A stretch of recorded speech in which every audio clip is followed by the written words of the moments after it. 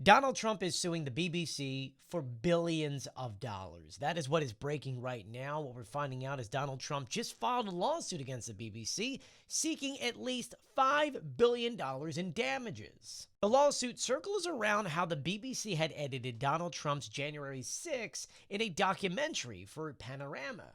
Trump claims that the broadcaster had intentionally and deceptively stitched together lines from nearly an hour apart to make it sound like he urged supporters to fight at the U.S. Capitol. The BBC had previously admitted that, this edit did happen in error of judgment and then issued an apology, but said there was no legal basis for this claim. But as we have seen, the fallout from this was massive. Last month, we saw the head of the BBC News and the BBC's Director General both put in their resignation and say they're out. Trump filed the lawsuit in Florida claiming that the BBC does substantial business in the United States because of its website. But the one thing that you need to think about here is that Trump's legal team in fighting this is trying to claim that this edit aired just before the 2024 election and it actually amounted to election interference. But here's the deal.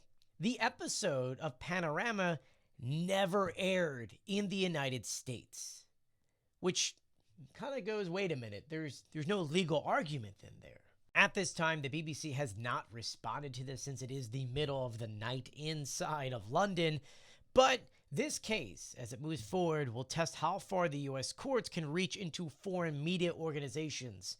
And if the courts rule in Donald Trump's favor, that could be a problem for world news inside of literally any other country.